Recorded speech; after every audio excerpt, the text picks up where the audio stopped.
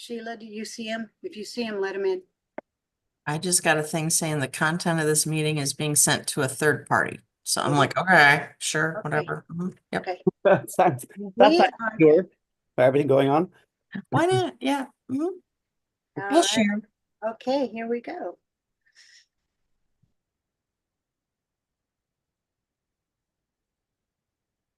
It's gonna open up any minute now. There. I'm not restreaming.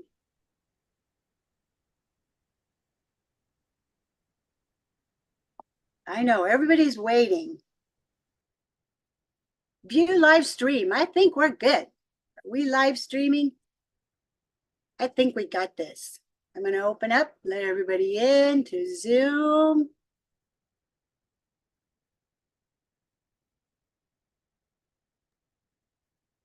Okay, sorry folks. Find Wayne yet? All right, here we go. Look at everybody. Sorry for the minute delay. Nettie, great to see you. Wayne, really good to see you.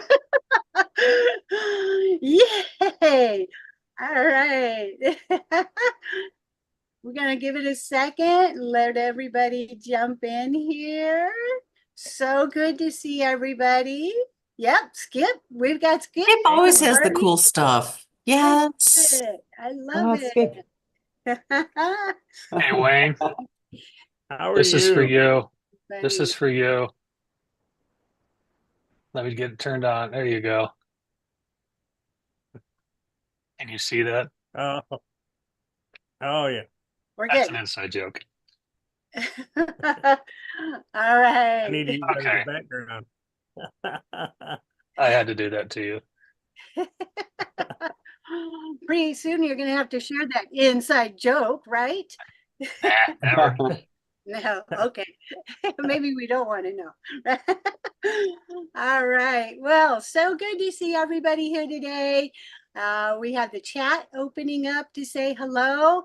It's all about networking. So I encourage you to put your contact information in there and take this opportunity to say hello and share a little bit about what you're doing in the industry, because we want to network. We want to make contacts. And that's what it's all about. I do have a couple of announcements really quick. First of all, Sheila's going to be helping me run behind the scenes, but we have Patrick, who is also going to be monitoring some of the Q&A. We want to hold off on the Q&A until the end because there's so much good stuff that Wayne is going to be sharing with us today. So we'll make sure that we get all that good information in first. And then also, if we don't get to any questions that you may have, you can put them into our chat. But if we don't get to the question, we'll try to address them in an email or something afterwards. All righty. So I know a lot of people are here excited to hear about what's happening with DJI. So yes, we have Chief Wayne Baker here with us. He is retired North Texas Fire Chief and Emergency Management Coordinator, who is in his current role with a Director of Stakeholder Engagement at DJI, who remains dedicated to promoting the benefits and diverse applications in drone technology. Super excited to have Wayne here with us today. He's going to be sharing with us about what's new on the market. So many cool drones out. I love it, but it's more than drones, right? We're also going to be sharing about the DJI Geo-fencing changes and some legislative issues. So with that, I am going to right away go ahead and make you spotlight for everyone. I did make you co-host, but I'm going to make you spotlight for everyone. Wayne, thank you so much for taking your time and joining here today. All right. So let's just kick this off. First of all, tell us a little bit more about you. How did you get into the industry? And tell us a little more about you. Oh goodness. The details of my life are inconsequential, really. You know, I started out I love to talk about how I'm sorry, it looks like it switched me to admin, so I'll be adding some people as I jump in here. We- Um, Okay, I we love can to talk handle about that as well. I would okay, good. I was born in South Texas, but I because my father was a career Navy, I bounced between LA, San Diego area and South Texas. So you know, I joke about the first vehicle I drove was a tractor on the ranch. First car I drove was on the 405 freeway in LA. So you know, I had a really great life being able to uh, you know, experience a lot of different cultures, see a lot of great places.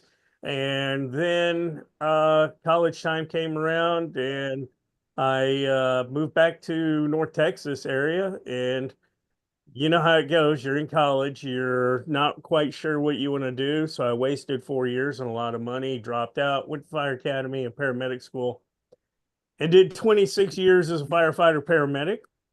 Uh, Last 10 years to the day, I was 10 years to the day fire chief and got my dream of retiring. And we had started using drones in about 2014 at my department and had worked with, you know, Romeo and others at DJI over the years. And joke was on them. They hired me in 2019 and I've been on a wild ride with DJI, but I've you know, it's been really great. I've had so many great colleagues to work with here at DJI. You know, it's just such a great place to work with so many people that are, you know, they come to work happy. And how many times, you know, in some of your careers have you had to where everybody comes to work happy that day? So that's been great to see. That makes for a fabulous environment. You're right, where you just feel good about going to work and being there. Awesome, Yeah. awesome. So let's dive in with some of the new products that DJI has come up Oh, with recently. I am thrilled. There's so many new ones out there that it's like, oh, I like this one. No, I think I like this one. Can you tell us a little bit more about some of the new products and maybe some of their use cases? absolutely. You know, 2024 was a big year. We had so many products come out, and then I'm hoping we have a repeat this year. But you know, everything from our power station to the power station add-on that helps you in the field be able to recharge your equipment, not even just your drones, but rapid charge your drones if need be. To what I'd really like to talk about, everybody's asking about right now, is our new Flip. Um, so, real quick about the Flip. Why is it called the Flip? Well, because like some of our drones, it's foldable, excuse me, but it's foldable. It already has prop guards. So when you unfold it, when you flip those arms out, it comes alive. And now you, with a mode button on the side, can decide what different mode you want it to capture images of, where it be that rocket mode or where it does that loop out. You know, I know we have names for some of these, but you know, and it's below 256 grams. So, you know, it's a small platform drone that is palm sized and palm hand launchable and catchable. It does not work with the goggles or the motion controller, but it does work with a variety of controllers, or you can simply use your cellular device to control it and fly it. And what some of the things that are neat about it, you know, it's made for that entry level, somebody that's already maybe a photographer and they're looking for an entry level drone that gives them some of that quality that they need. So it's got a better camera, you know, that can even shoot, if you're shooting video, 4K at up to 100 frames per second. So or excuse me, I'm I'm getting over a flu, so my mind, Oh, Vic will give me a hard time here in a minute. I probably got something virtually thrown at me, but um, you know, so we've got this, and it can go at higher altitudes than the Neo. A lot of people try and compare our different drones against each other, but this is not a Neo. That is truly a entry level drone.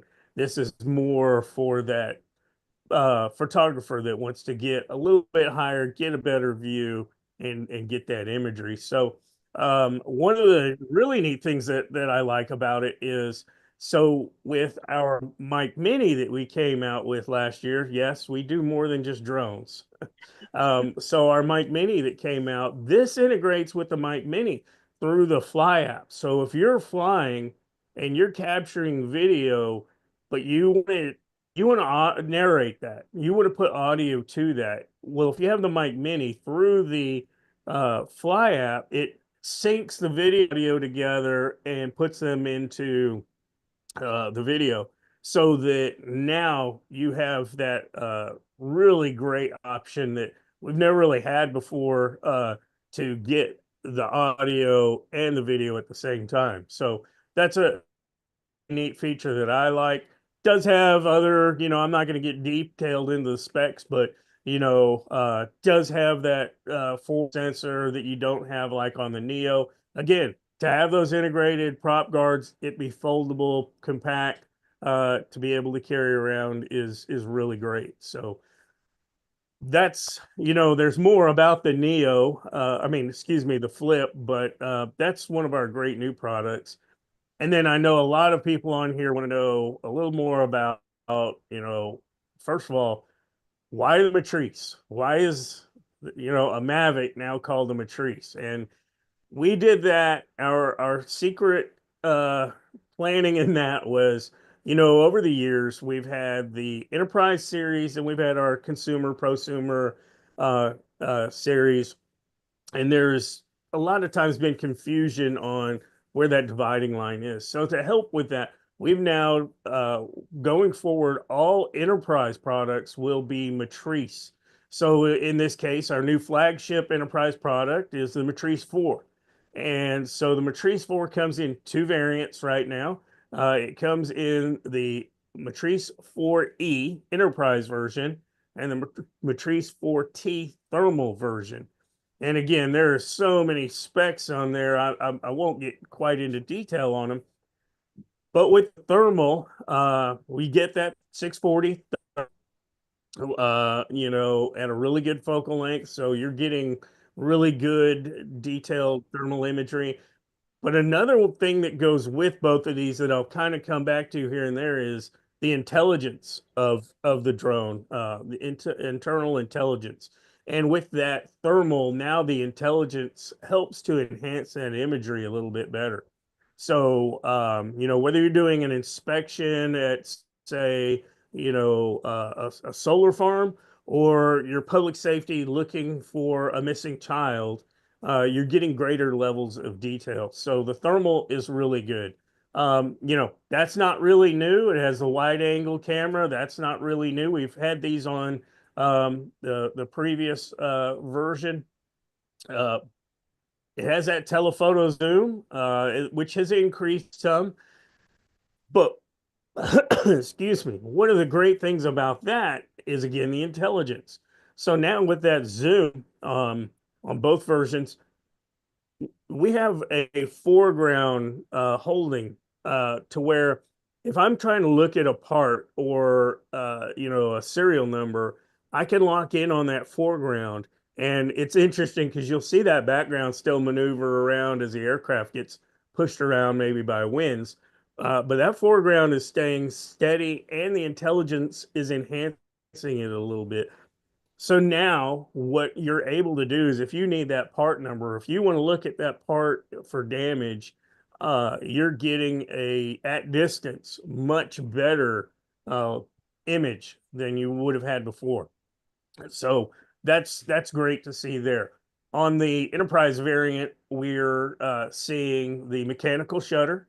So that's really great. I know years ago we kind of worried because the Phantom 4 was there for a little bit, the last one to have a mechanical shutter, and we're weren't hearing rumors or leaks about mechanical shutter coming forward, and of course we do in our E variants.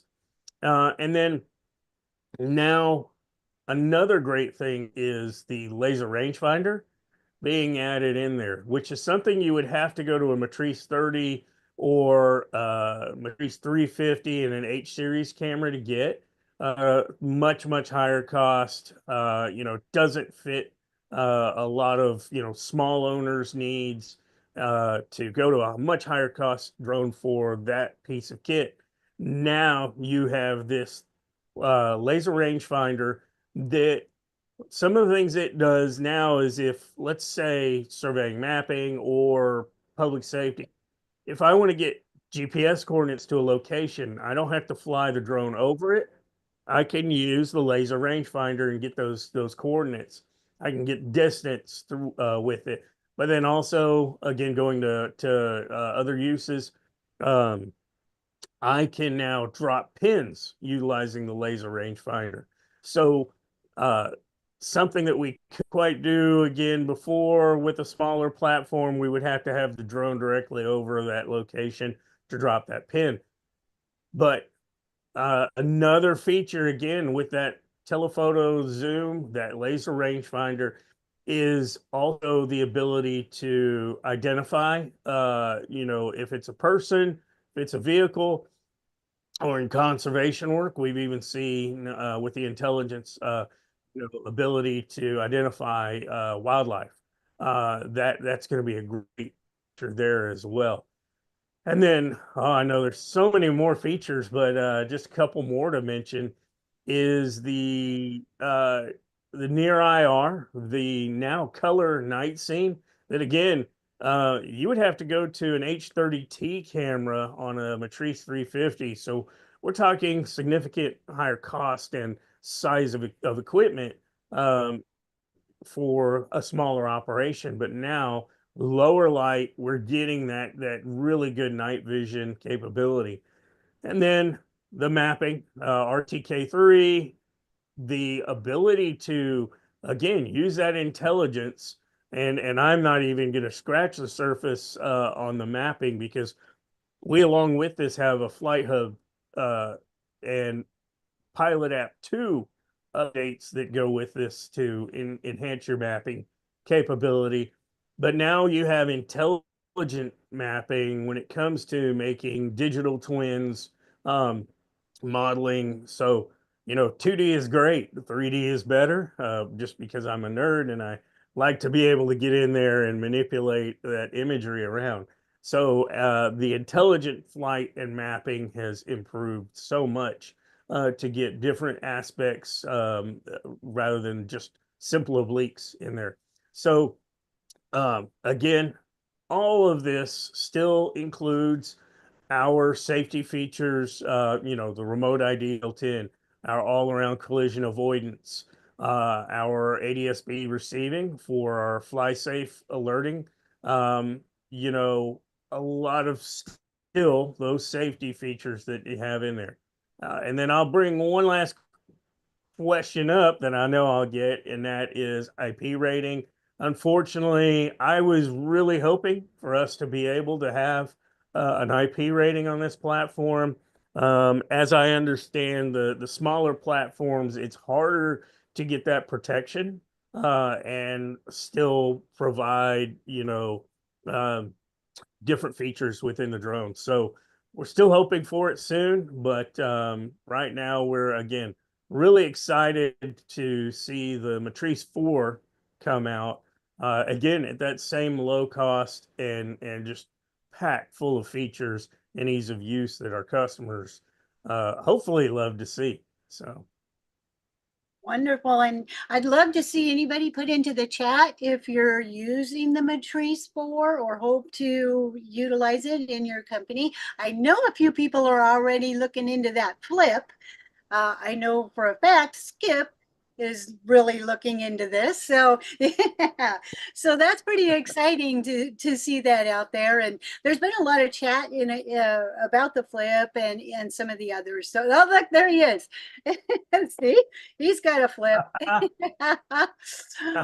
I So can't wait to hear what you think of it. Yep. yeah, we want to hear the review on it. Love to have one myself because it just sounds so exciting. So you mentioned in there, the Matrice has the safety features and such like that. That's an excellent segue for us to maybe talk a little bit more about the new update that's come through about the FlySafe and the geofencing, the changes that have been made by DJI. Can you elaborate a little bit more about that? Yeah, absolutely. I know this is right now a topic a lot of people are talking about. Poor Vic and some of his groups and the discussions he's moderated.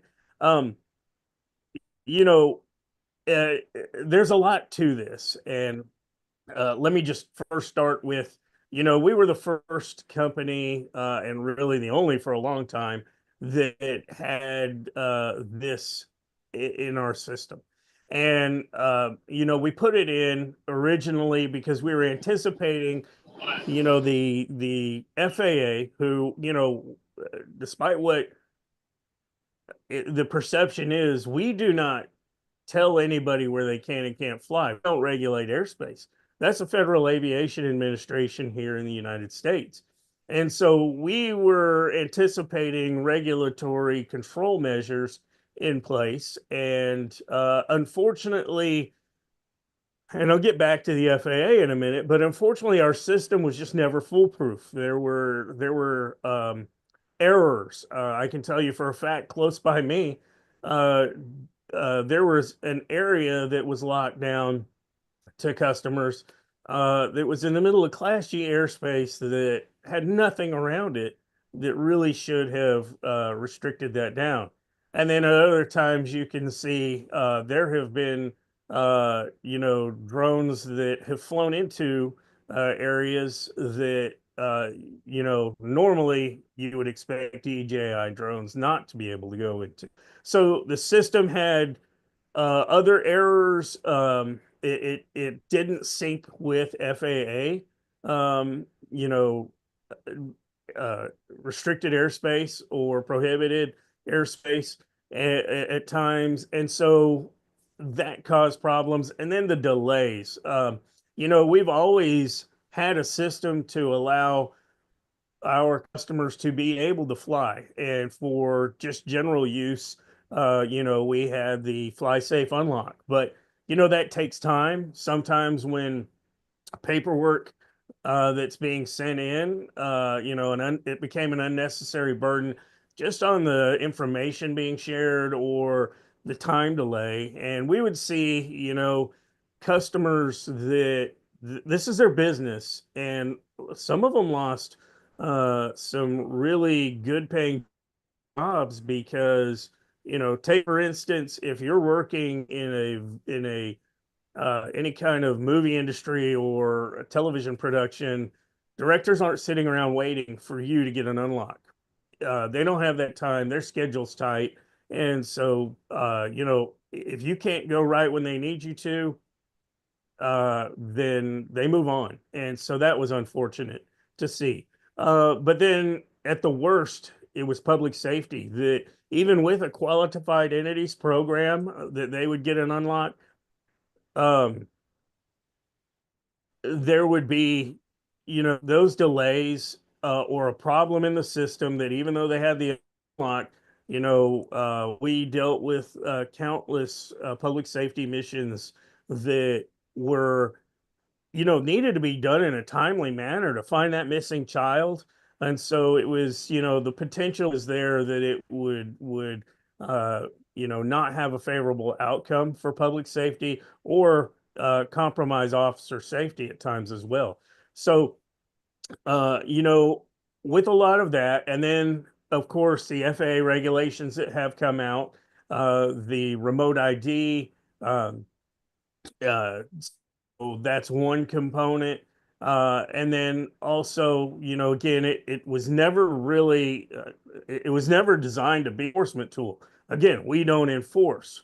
We are simply there trying to educate pilots that, hey, area that might be restricted or controlled airspace. And so, we had that there, and that is still in place. FlySafe did not go away. We made changes to the system, but you still have those areas that now do conform to FAA airspace, that you will have that warning zone that you still have to physically acknowledge as a pilot to say, yes, I'm going to fly here. So, we have updated the system really at the end of the day to allow our customers to have that freedom of use of the product that they've purchased.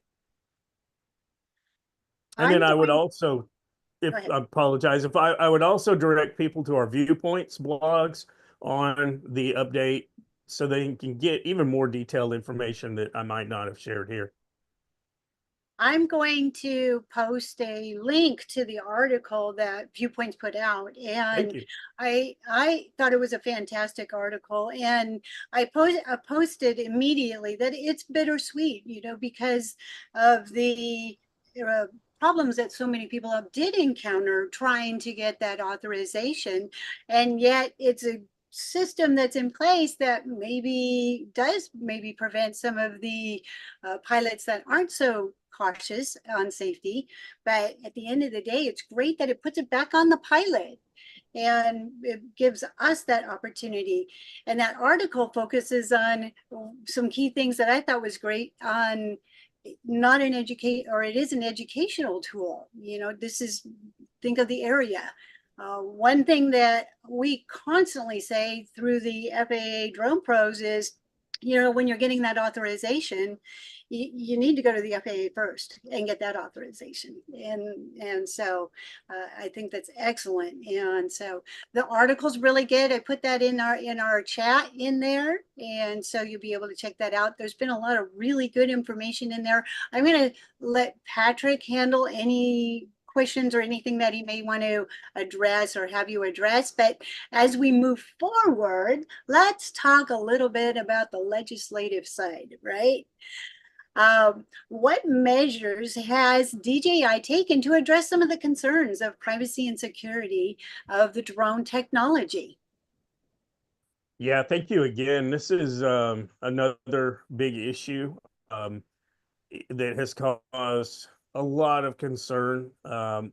First of all, let me say that, we have for years taken data security seriously, especially as we've been, the first to market with consumer and enterprise drones in a lot of places.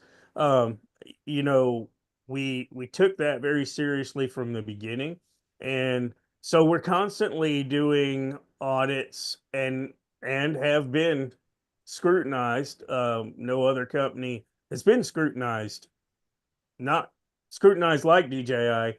No other company has been scrutinized. We have, and we welcome it because this shows again not only the reliability of our products but our commitment to your personal privacy. And so we have had audits. Most recently, FTI Consulting did a data security audit on our software and hardware and showed that there were no data security issues. If there were issues in the process that they brought up, we immediately address that.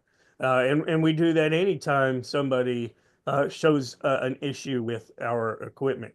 We even had one audit done by the Department of Defense that was pretty quickly withdrawn because it wasn't maybe fitting a particular political narrative. But that audit from the Department of Defense themselves said that there were no data security issues. Now, that doesn't mean you should not take actions to protect yourself with any product. You should be doing your due diligence to mitigate data security risks.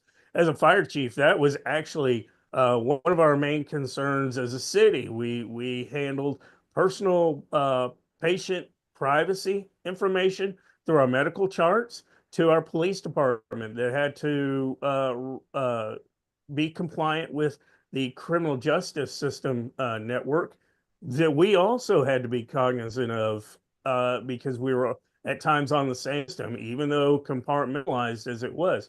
So there is always those mitigation things that we look to. You know, I point, you know, we've pointed to the viewpoints. I point to our DJI Trust Center that details a lot of this and even details different ways with our product from, you know, simply turning the internet connection off to our local data mode, which is like airplane mode on your cell phone, to offline updates, various ways you can, you know, take to encrypting even your SD cards on your drone or wiping it if you're selling it or sending it in for repair back to factory mode. So a lot of different ways that our customers can protect themselves.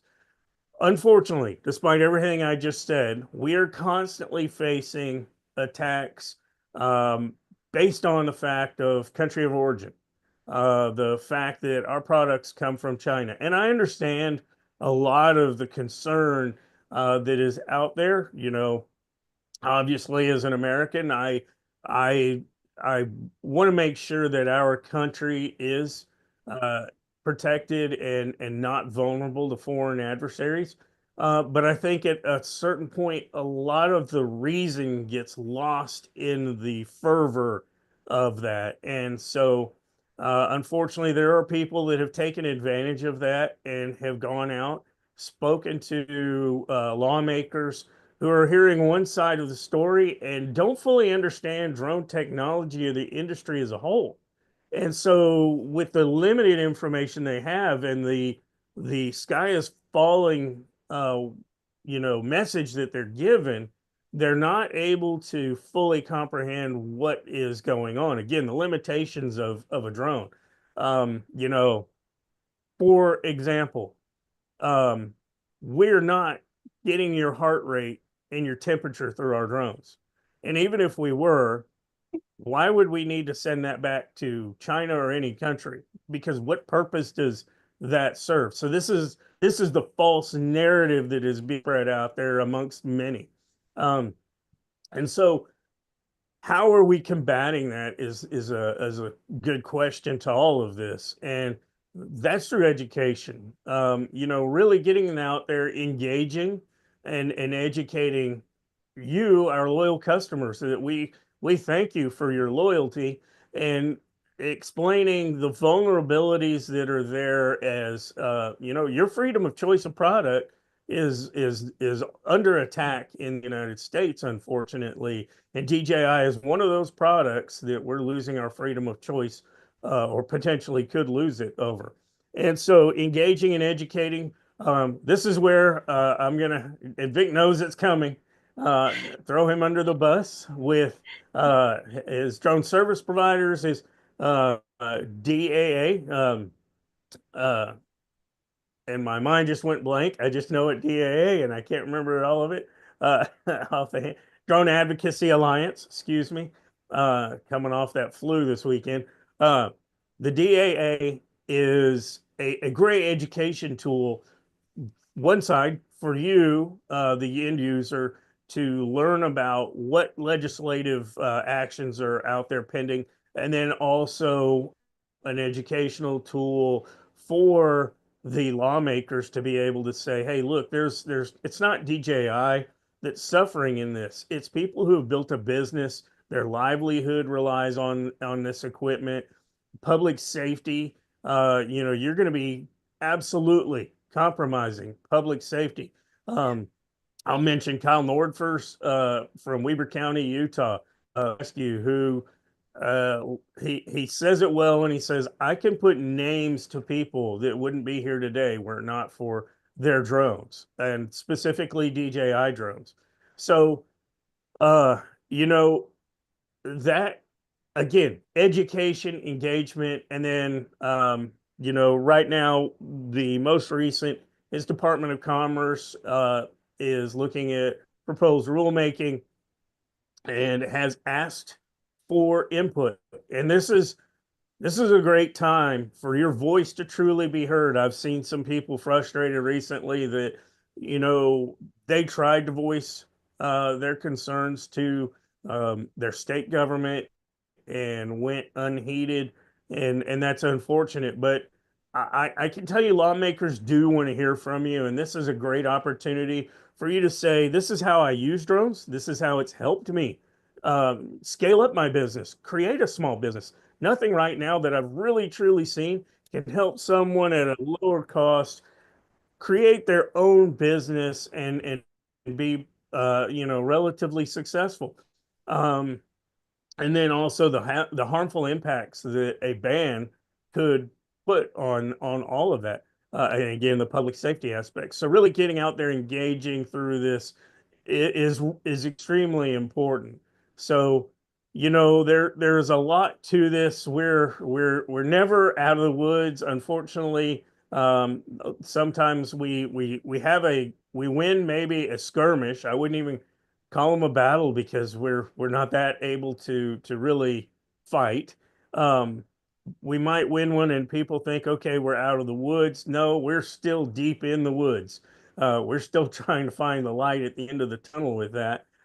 And so, you know, keep engaging, keep up. You know, we're doing our part. I know people don't always see what we're doing on our end, but we are constantly engaging with lawmakers. We're constantly engaging with the industry to try and work through this. And hopefully soon, you know, reason will prevail, but time will only tell. Well, through time, we have seen some of the measures, excuse me, that you have taken. And so those have been positive and very beneficial. So hopefully moving forward, we will see the same types of results.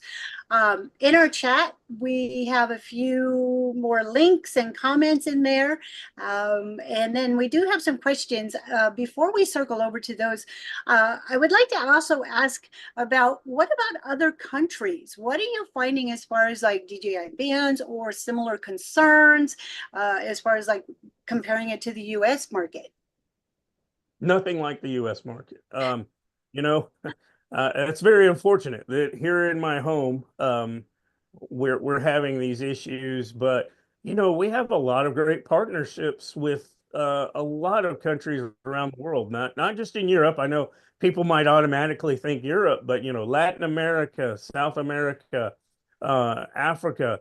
You know, Africa and Latin America conservation is one of the biggest ways we've been partnering with countries to protect those endangered or near extinct wildlife.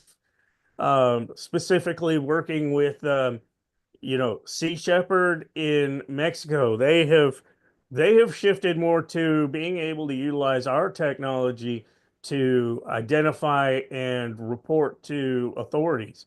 And so in Mexico, they're working to really help with efforts to locate endangered porpoises, wildlife in Africa, and things there, malaria mitigation with our Agris drones. So, you know, there is so much out there that we're able to do for good, but it's disheartening when I look to home and we're not having these issues in Europe or really other NATO countries. We're really only having these issues here in the US, and again, that's unfortunate. Very unfortunate. Yeah, and we hope to see more growth and positive moving forward.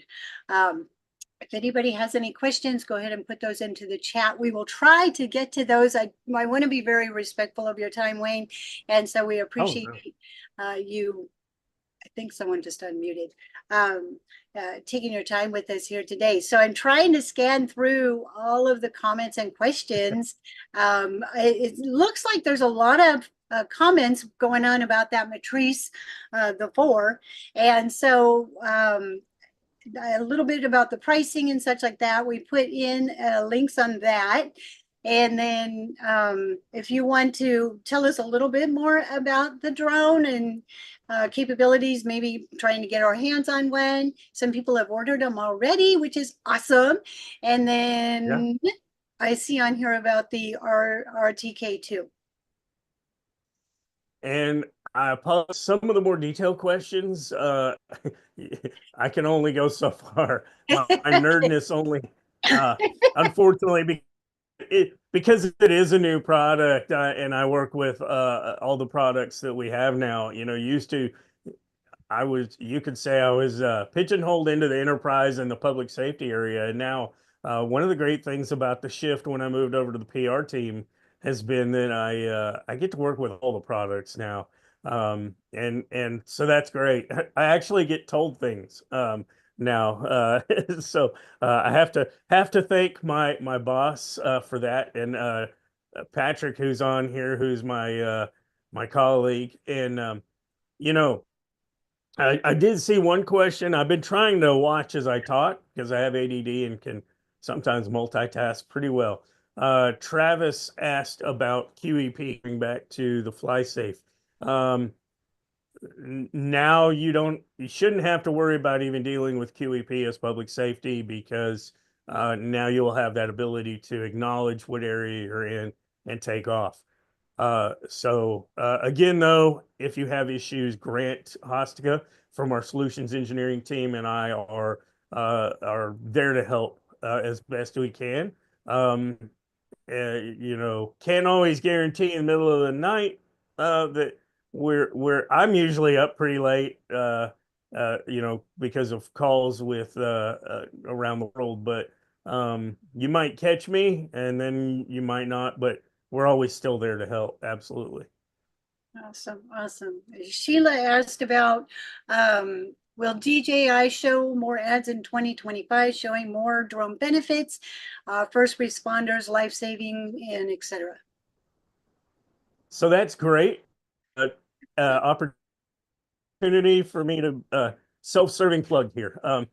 I started last year. One of the things we started was my On the Road series, On the Road with Chief.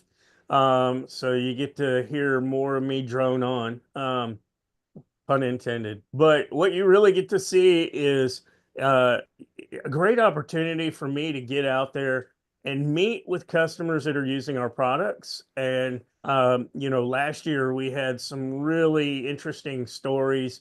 One of the big highlights was I met a farmer in North Carolina named Russell Hedrick, that former firefighter, first generation farmer, left firefighting to be a farmer. He now utilizes our Agris drones and is seeing incredible crop yield improvement. But what was also interesting is just weeks after I met with him and talked to him, he ended up using in North Carolina, up in the Asheville area, those same drones to carry and deliver food, water, medicines to people trapped in the flooding from the hurricane. So that's hopefully a follow-up story I'll get to do with him. But then, we also, I was able to talk with people that are in oil and gas inspections and other, uses of drones. We've got a really diverse group coming up in season 2. Looking forward to a lot of that. We're making few other little changes to bring other stories in as well. So, and then I will also say our marketing team is looking at getting some more case study videos out there. So if you have ideas, you have suggestions, or would like to find, it's on our global DJI YouTube account. And you kind of have to scroll through because we have so many great videos of product uses in there. But scroll down through, or if you do, Google, and I hate to be this, because if some of y'all remember a pilot I had when I was a fire chief, Garrett Brill, who would say, just Google my name. But if you Google On the Road with Chief and then click videos, you should get a playlist come up for those videos. But I encourage you to take a look at those. It's going to be great to get out again. It's a lot of travel, but it's fun because of the people I get to meet and talk to. That's exciting. So we did actually, Patrick was able to find it and put a link in there for us. So I encourage Oh, great. everybody to click on that. That's for sure. Vic asked about, will you be here in Denver for Geo Week, Chief? You know, I stepped outside this morning and there was this white stuff on the ground. Not a lot of it. It was just, you know, a little bit of it. And just walking from my house to my self-made studio here, that was way too cold. So I don't know. I got tricked into going to Illinois a couple of days ago and got the flu. So I will see. We were discussing this morning the Geo week. So hopefully I can get up there. We will see. Awesome. Just keep the All white right. stuff away. Yeah, please. So it looks like we've pretty much addressed a lot of the questions that have come up into our chat. There's feel better. Thank you, Vic. He's hoping, I think he just wants you to come, so he hopes you feel better. Right? Thank you. Yeah, awesome. Well, I would like to wrap it up with maybe some of your final thoughts, maybe some of the positive outlooks that you have and your insights for the future. Absolutely. I think, there's a lot of great opportunities coming up for the industry. There's still a lot of growth. I've looked back over the 10 years that and I know there's others that have been involved longer than me, but I look back at the 10 years now that I've been involved in this industry and and where we have gone, not just at DJI, where other companies have gone and progressed and I just it's great to see the innovation, but then I also that's us talking on the technical, the now, the equipment, but investing in the people in the future. STEAM education is big with me, and so that was one of the people I got to talk to, Dr. Laquata Sumter, in season 1. Find that video because she's just amazing person to hang out with. Her infectious laugh, but it's that future. Those children she's getting to educate. And for those of you that do get to be a part of the STEM education, my hat's off to you because, you're really not just making the next pilot. People might look at it the wrong way. Those aren't just the next future pilot. They're the next engineer that develops the next drone physically, or the software that goes with it, or the third-party attachments that can go with it as well. And so, I think really right now the unsung heroes that aren't getting enough attention are those that are educating our future leaders. So, hopefully we're all going to be able to see the continued success of the industry, and I look forward to seeing what's next. 2025 is going to be amazing and beyond, right? Not for the Dallas Cowboys. I know Dallas Cowboys fans are going to be saying this is our year, but we all know that's not true. not for a while till we get a different owner. So that's probably the harshest political comment that I'm going to bring out there. I'm a Dallas Cowboys fan. But all right. Well, we thank you very, very much. We thank you for your time. We know your time is valuable. I appreciate all the questions that came in the comments as well. Thank you for everybody attending and wanting to find out more. And we look forward to what's going to be coming on the horizon and the new things for not only 2025, but moving forward beyond that. So, Chief, I thank you very much for joining us here today and taking your time to share with us. No, thank you. And thank everybody. I love the opportunity, and it's great seeing so many people on there that I wish I could be there in person to see y'all. Awesome. Well, maybe it's some event coming forward, but I know we're all going to check out your link and follow you on the road. Awesome. That'd be All great. right. Thank you very much. All right, everybody. We will see you next week. Skip Fredericks, by the way, is the spotlight speaker for next week. So, Oh, and maybe he'll have that flip drone going. I'm going to get my Yeah. hands on one. I know it. Yes, I need to pet one. That's it. All right. Bye, everybody. Thank you so much. We'll see you next week. Thank you again, both Patrick and Wayne. I know Patrick was working behind the scenes on a lot of stuff. So thank you very much. All right. Thanks, Yeah. Wayne. Appreciate it. Cheers, everyone.